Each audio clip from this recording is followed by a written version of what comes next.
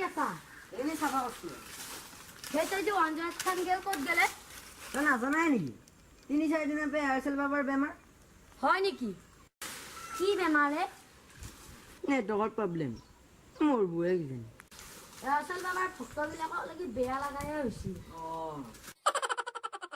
এই হস্পিটেলত নিছিলোচোন, যাওঁচোন কি যৌ ময়ো যাওঁ।